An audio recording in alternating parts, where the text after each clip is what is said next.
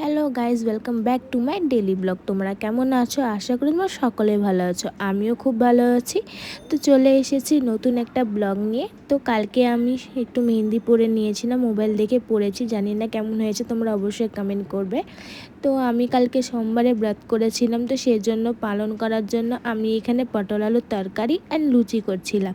তো মা ওখানে লুচিগুলো বেলে দিচ্ছিল আর আমি ফটাফট করে লুচিগুলো ভেজে নিয়েছি।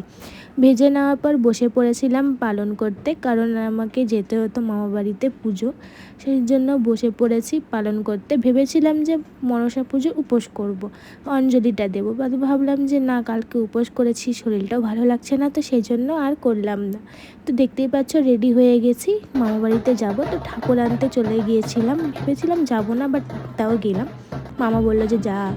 তো দেখতেই পাচ্ছ আমরা ঠাকুর নিয়ে চলে এসেছি অ্যান্ড আরতি হচ্ছে এখন। পুজোর সময় আমি ছিলাম না, বাড়িতে চলে এসেছিলাম জামা কাপড় চেঞ্জ করতে। তো দেখতে দেখতে পুজো হয়ে গেছে, যজ্ঞ চলছে।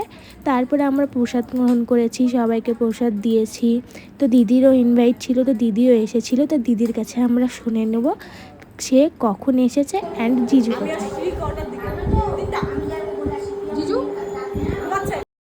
তো গাইস, তোমরা তো শুনে নিলে দিদি কি বললো। তো আজকের জন্য এতখানি, ততক্ষণের জন্য টাটা।